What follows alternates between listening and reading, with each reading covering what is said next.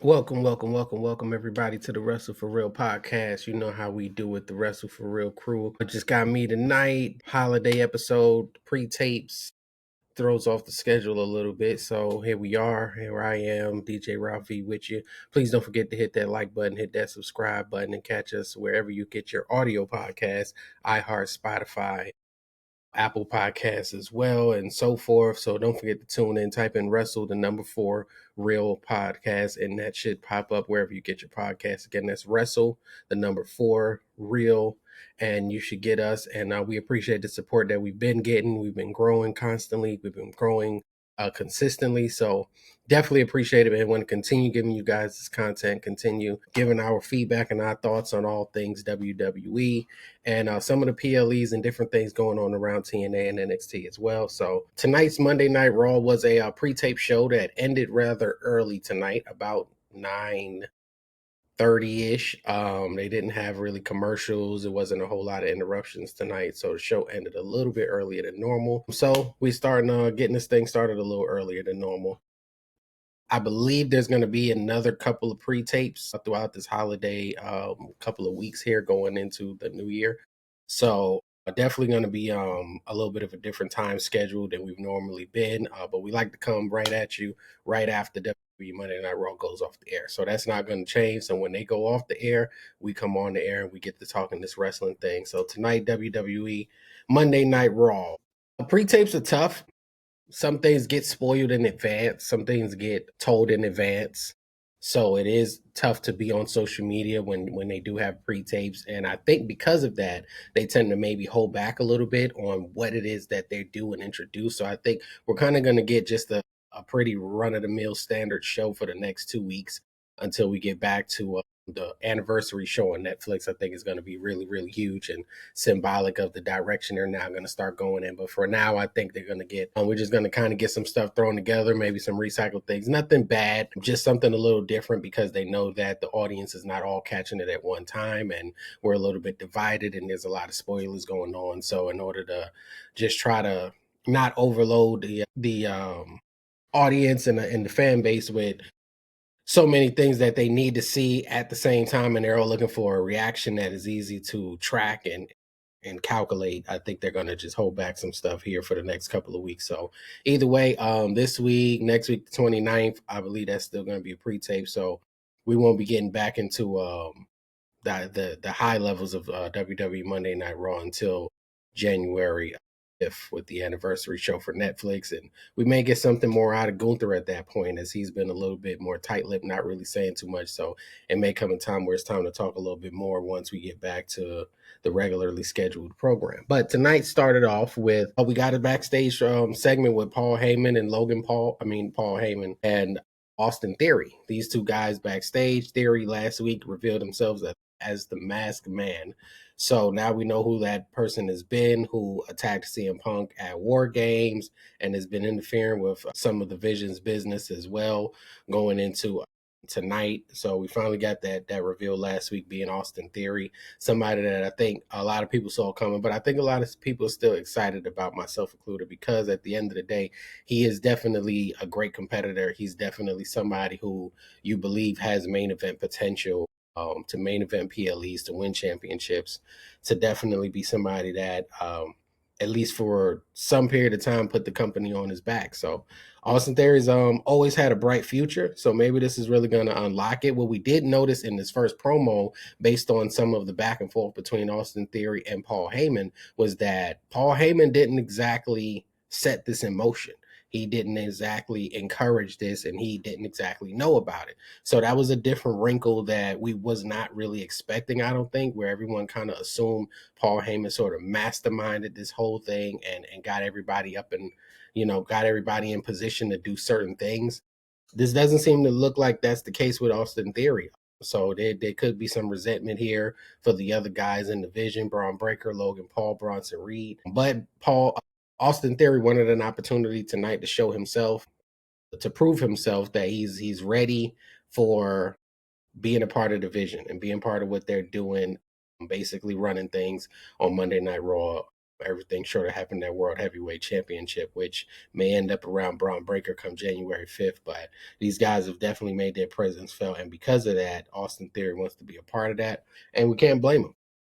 So tonight he wanted his audition match to show that he is worthy of being a part of the division alongside Paul Heyman and taking his career and to the next level. So that's something that a lot of people have waited for Austin Theory to see. Is he gonna turn that corner? He's beaten John Cena. He's had, I believe, maybe the United States Championship or the Intercontinental, one of those. I can't remember off the top of the dome.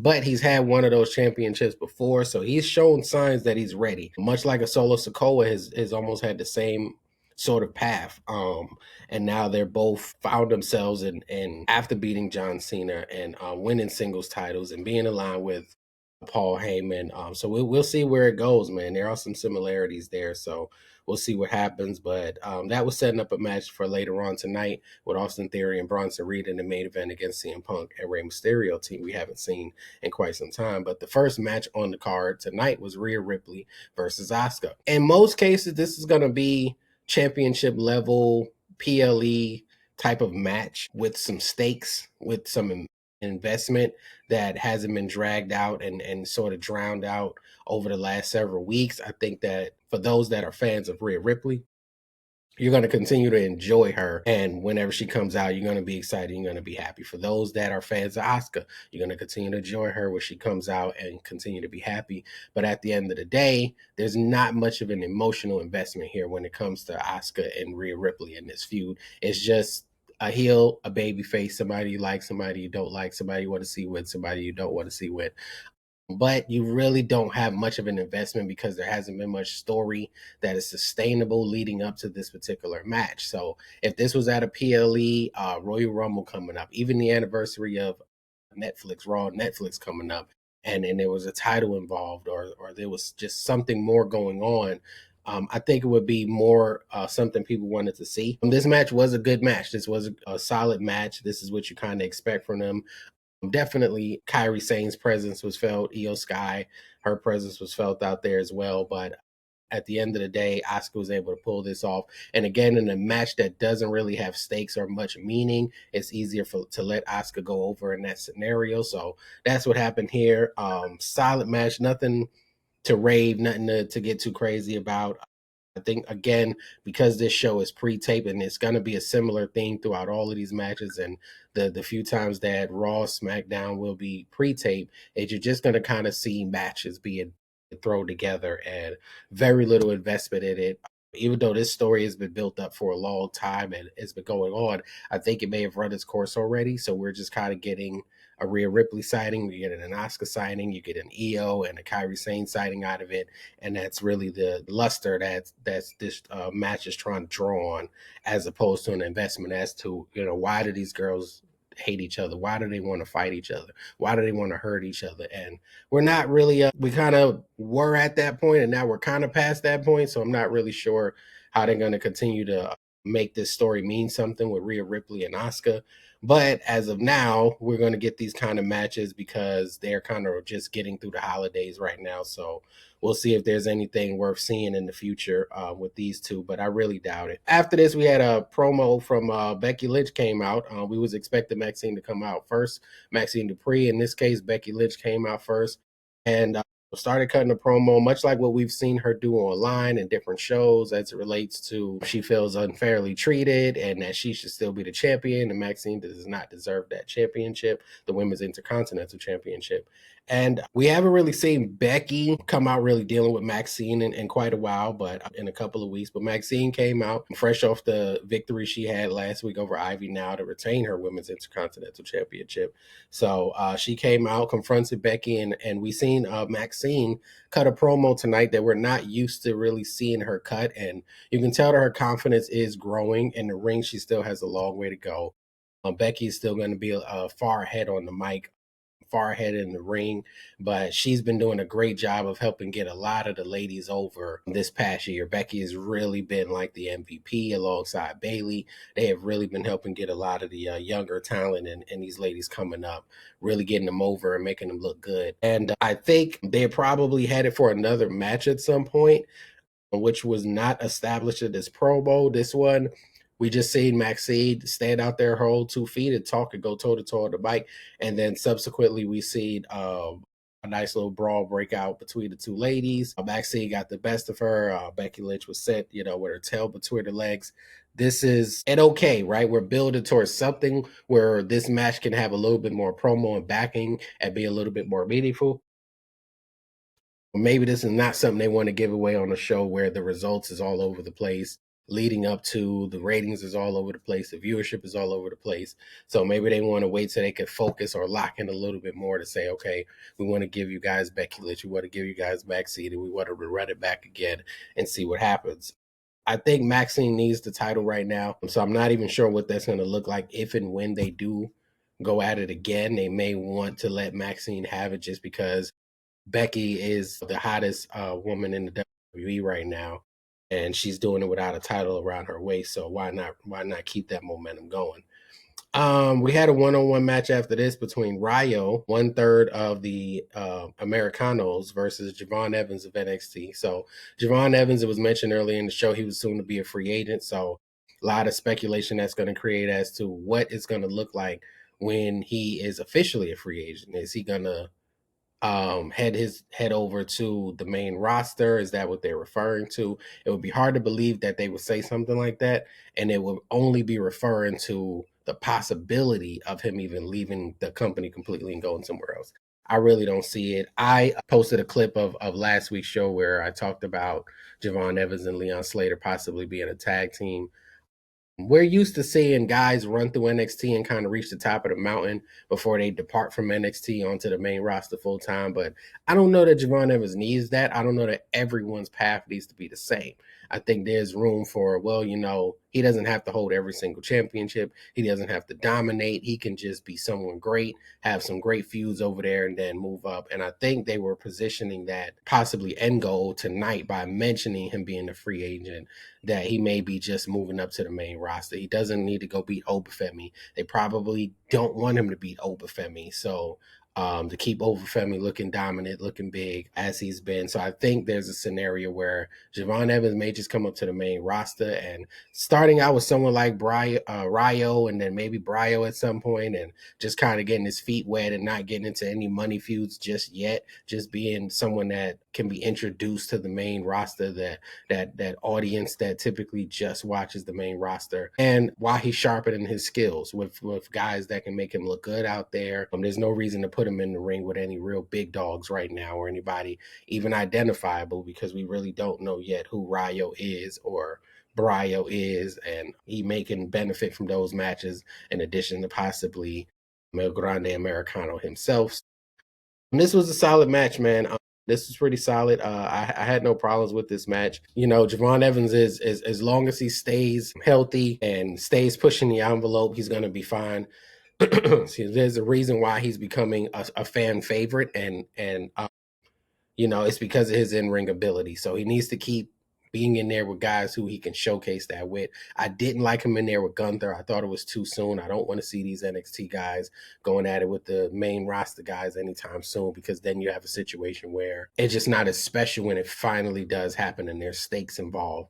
So, but going against a Ryo, that's somebody I think is more within the wheelhouse of Ryo or Bryo, somebody who, he can legitimately get a victory over, and it doesn't spoil something big later on in the future. Even New Day, Grayson Waller. It's a few guys that I think he can get victories over as he's coming up, that is not going to spoil a potential main event in the future, like a Gunther and Javon Evans, or some of these other main event guys. So Javon Evans did pick up the victory here. We're going to expect him to probably not be someone we're going to see losing, based on them just trying to build him up. I don't foresee him being someone that's going to take a lot of losses on the main roster, which is why it's important who his opponents are, because you can't have someone from NXT come up and immediately start beating the big dogs, right? The Dominics, the Pentas, obviously anyone in the main event title picture, anything like that. You just can't. I think it devalues those guys, so it doesn't make sense to do that. But he can come up and face some of these C-tier guys that are barely on the show every week, that are kind of just good hands there. So wouldn't mind seeing him in a best of three against Sheamus, a best of three against Rusev. Guys that's really going to push him to the limit. I would definitely want to see that as they continue to try to build him up and give him feuds that he could potentially come out on top of without really destroying a money program later down the line. So not rushing him, but just allowing the process to take its course. And thankfully, they don't have to rush him. There's a lot of talent there, but the way the news cycle moves these days within the wrestling community, it is going to be tough for them to not feel the pressure to put him in there with AJ Styles, to put him in there with Dragon Lee's right now. Like, he doesn't really need to go right into the deep end and start facing these guys that's a little bit higher on the card, or champions or anything like that, that could spoil your potential main events down the line. So, but we got a Javon Evans sighting. He's been very relevant since the tournament. We've seen him at that point. We've seen him at Saturday night's main event, and now we're seeing him again here on the Monday Night Raw. We did see him a few weeks back on SmackDown for the open challenge against Ilya Dragunov. So he's definitely they like what they see, and they probably like the feedback that the fans have been giving them about what he's been doing and what he's been able to accomplish out there, as far as that level of excitement and the bounciness of it all. So I'm still holding out hope that one day we're going to get a Javon Evans and Leon Slater tag team. I think they could come in as a tag team. No one has won singles gold on the main roster, so I think they can come in as a tag team and eventually split from there. But it's going to come down to whether or not the WWE moves in that direction. But I think it's a solid way to go. Just the glimpse that we saw at Saturday night's main event against AJ Styles and Dragon Lee, I think that showed us, man, there's something here. And why not build both of these guys at the same time to eventually get into a position where they can hold some singles goals? So, like what I saw from Javon tonight. Our third match of the evening came with Bayley and Roxanne. Like I said, Bayley, much like Becky Lynch, has been putting over a lot of the younger talent, really getting them out there and helping them to shine and helping them to be bigger than what we may have, what they have come in as. A lot of them were not known to the main roster until they, got there.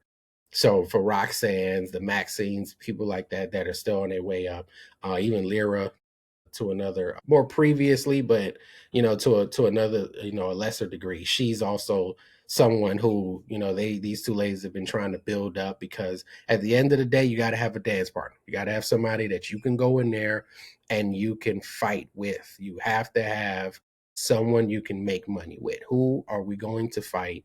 Who am I going to fight that's going to fill those seats, that's going to make people tune in, that's going to have people ready to be at their phones, at their laptops, at their tablets, at their iPads, ready to tweet, ready to send out posts to say, we got to see this match. We're tuned in. We're locked in. So you got to have those people. And the only way you get there is by building them up, by building up the Roxannes, by building up the Lyras, by building up the Maxine Duprees and some of these other ladies, so that you can create future main event stars, such as the Rhea Ripleys, the four horsewomen that we've seen of the past.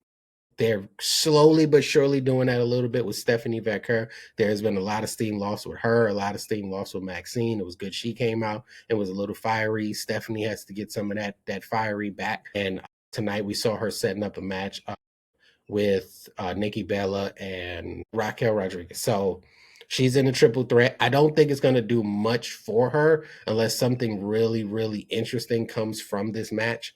But I don't think it's going to do much for her. I'm not sure. So they need to figure out, how can we get her into a feud that's really going to be money, and who is that going to be? What's that going to look like? Right now, Bayley is probably not going to be an ideal challenger. Becky may not be an ideal challenger. So it's going to be tough for her to find money somewhere in terms of who she's going to be booked with, short or long term. But, the Stephanie Beckers of the world are definitely a part of those that have to get out and have to make that name for themselves, and have to, place their stamp, because she's a part of the newer generation in the women's division. And at some point, she's going to need to be in that main event. And I think it's going to be a long, tough road for her to get there, even longer than someone like a Roxanne, despite the fact that one has the Raw Women's Championship and one doesn't. So I still think Roxanne is far more likely just based on her overall charisma, what she's able to do, what she brings, her look. I think she's going to get there a little quicker. If anybody gets there from those two, I think she'd be Stephanie there. But I think Stephanie Vaquer got to where she got to pretty quickly, but now they've grown real stagnant with what we've seen from her. We really haven't seen much from her. She's doing some stuff backstage.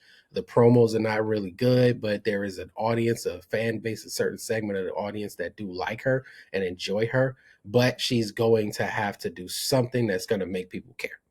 And we're just simply not seeing that. So she's right back in the bed with Nikki Bella. I don't know that many want to see it, but it is a name. It's a Hall of Famer. So it's always going to have some type of cachet when she's in the ring with somebody. She's going with Raquel Rodriguez, who neither has the name value, the cachet value, and is really not even that great in the ring. So I don't see what this is going to do for Stephanie, but it's a title match. It'll be on Monday Night Raw leading up to the anniversary show. And like I said, based on these pre-tapes, they're just going to be throwing some stuff together. So they're just probably holding Stephanie over until the anniversary show where they could possibly say, okay, let's do something that's going to be more meaningful, because Stephanie Vaquer is overdue for a meaningful feud. I really think she's very overdue for that. So hopefully she gets that, and more of the ladies get to be built up on this main roster. So we're not seeing the same ones kind of being in and out, and no one else getting to the top of the mountain with the women. After this, we had a Gunther promo. Gunther has been the hottest in the WWE right now in terms of heat, in terms of getting that getting booed ever since retiring John Cena, making John Cena tap out at Saturday Night's Main Event in his last match. Gunther has been under fire despite the audience being wise and smartened up to how booking goes and John Cena's level of environment. Gunther was the guy that took him down, the guy that took him out, the guy he did not get that win over. And he's getting a lot of heat for it. He's unable to talk. They showed initially he was unable to just get back to the bus, but regardless, he's on fire right now. And he's coming out to this audience just revving up some emotions. There's not always a lot of emotional investment from the audience. Only certain segments and certain people and certain stories get that. And that's what I was saying earlier about Rhea and Oscar right now. It doesn't have that emotional investment right now. Maxine, she lost a lot of that emotional investment. We don't have any of that with Stephanie Vaquer. So it's a lot of this entire show. There's not much of an emotional investment. There's just some fan favorites and things like that. So for Gunther to come out and to get that reaction filled with a lot of emotion because people genuinely felt like he should have lost, and he's the guy that we were last seeing causing John Cena to tap out, and he's been leaning into it to his credit. We've seen him have some interactions backstage. This particular time, he kept it short, sweet, and to the point. And then CM Punk came out for the basically the 2-for-1. You know, let me get out there, let people know that I'm here and possibly ready to avenge what happened to John Cena, a friend of his, a competitor, a rival of his in the past. In addition to getting ready for his main event match, but we had a face off.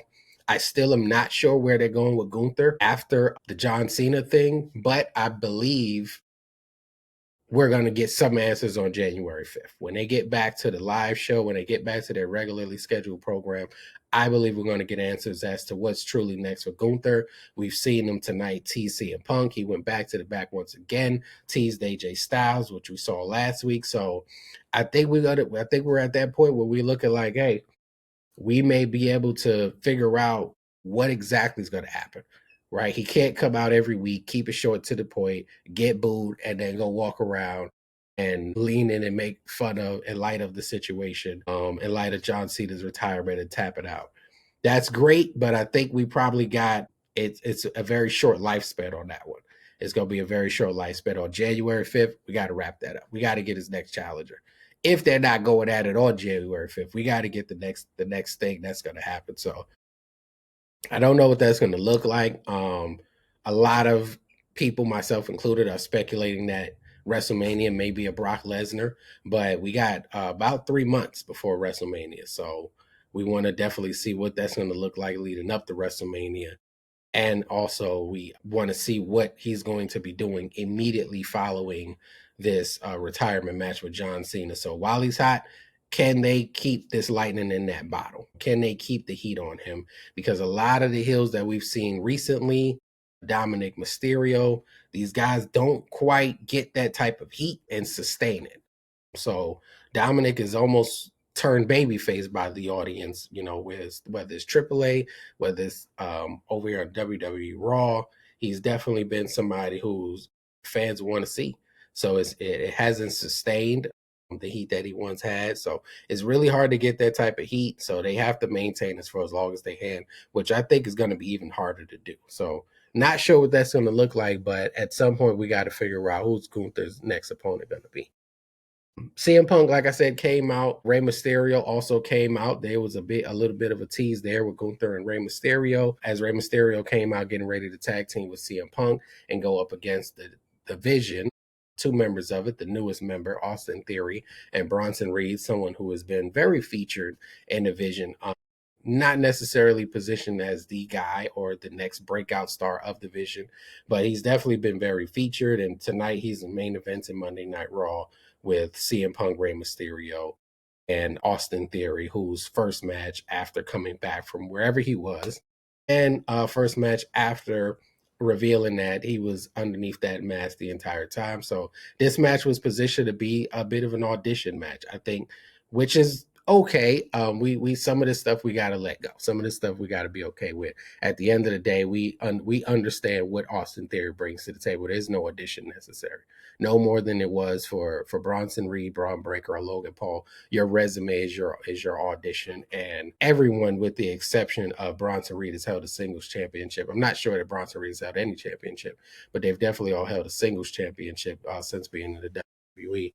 On the main roster. So there was really no reason to qualify him or to audition him, but that's what he wanted to do. It gave us something to care about and something to be a little bit invested in going into this main event. So Rey Mysterio is still looking like Rey Mysterio. If you've seen him many, many moons ago, you wouldn't notice that there's not much of a difference now. So he's managed to stay in his wheelhouse and do what he do at a very high level, and that's what we saw tonight. CM Punk coming out there doing what he do. He is the big dog over there, despite the attention that Gunther gets, despite the attention that the Masked Man has gotten, or the Vision has gotten, or anyone else for that matter. CM Punk is the world heavyweight champion. Thus, by default, he's the big dog. So, main eventing, Theory was out there looking good. It's kind of what he does. Bronson Reed, he's been looking pretty good as well. The Vision does not have perfect uniform, but it's a bunch of guys who are trying to get to that next level. So it's going to be interesting to see. Tonight we saw some chinks in the armor, some cracks with Austin Theory and how he's interacting with the rest of the guys, because he wasn't asked to be here. He wasn't called upon. He took it upon himself to come in and interfere and interject. So it's going to be interesting to see how this plays out. Are they already feuding? Are they already not trusting him? Is it already a problem between the Vision as currently constructed in Austin Theory? This was a pretty good main event for something that they threw together without too much of a build or anything like that. This was definitely solid. You pretty much know if you're going to get these guys in this type of match, that you're going to get something good out of it. It's just no way around that, and that's what we got here.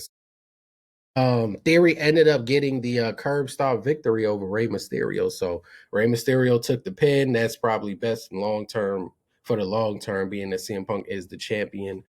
But Rey Mysterio took the pin in this one, and subsequently, CM Punk came in, got these guys out of the ring, looking to stand tall. Braun Breaker ended up popping up behind them, a couple of barks, and boom, you get yourself a spear, lay CM Punk right out. So he's fired up and ready for his moment. And it had been on record stating, I don't believe that he's ready for that moment.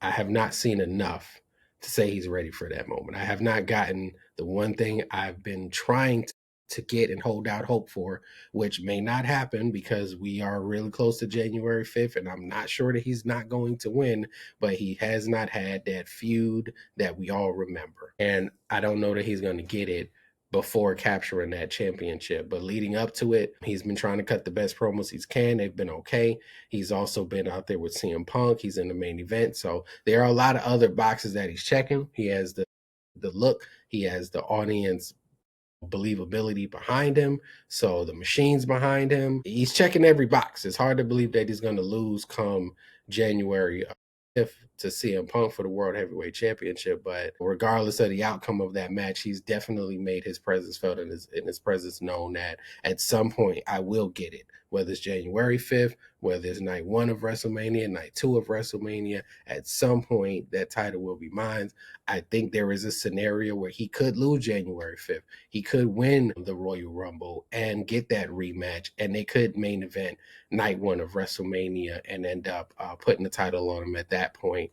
But whatever he does between now and winning the championship, hopefully is going to be worth it, or it will be sort of anticlimactic when he does hoist that championship over his head, which I think most people are expecting to happen at some point. I don't know if the rift between Austin Theory and the rest of these guys may create an opening for Seth Rollins coming back and maybe some realignment happening there in the next 4 months, perhaps. But that door is open. One thing about anything involving Paul Heyman, what we've seen in the past, is that there's always several doors that are open that you can make a case for going down either one of them.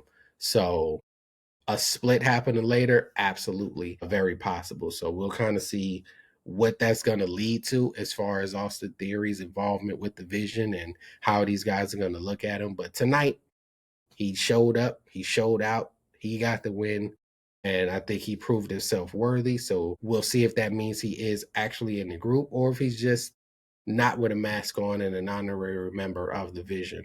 So it's going to be probably another quiet sort of Monday based on the pre-tapes that we've been seeing. Next week, we should have the crew back together again. I do appreciate everybody that stayed with me. This has been Monday Night Raw. We always do our MVP at the end of the show, the person that we felt like we liked the most from the show or did the most from the show or whatever your criteria is. Who's that one person from the show that you said, here, we'll give you the championship of that particular show. Tonight for me, that would be Javon Evans. Like what he was able to get out there and do. I like the position that they put him in. It wasn't overkill, wasn't too much, it wasn't too little. It felt like it was just right. So Javon Evans is definitely my MVP for tonight. In addition to that, please do not forget to hit that subscribe button. Please do not forget to hit that like button. Follow us. We really, really appreciate your support. We really are growing, and that definitely means a lot. That's not something that we take for granted. When you do this and you produce content, a lot of it is about your interests and what you care about and what you care to talk about and what you may be knowledgeable about, but you do want someone on the other side of it that shows that appreciation. And sometimes that's as simple as,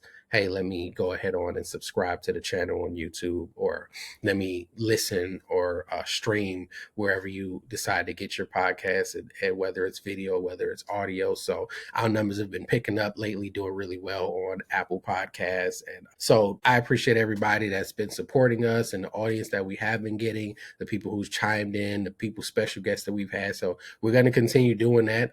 We got one more show coming up to end the year. This is ending our first calendar year, not our full year, but our first calendar year next week will be that. So hopefully we will definitely have a lot to talk about and give you guys some great content as we always have been. We appreciate that. But like I said, Wrestle number 4, the word real, REAW. We definitely look forward to more support in the future. We appreciate you subscribing. And if nothing else, I will catch you guys here next week, probably about the same time. I think we're going to have another pre-tape. The crew should be back with me. And until next time, I'm going to catch up with you.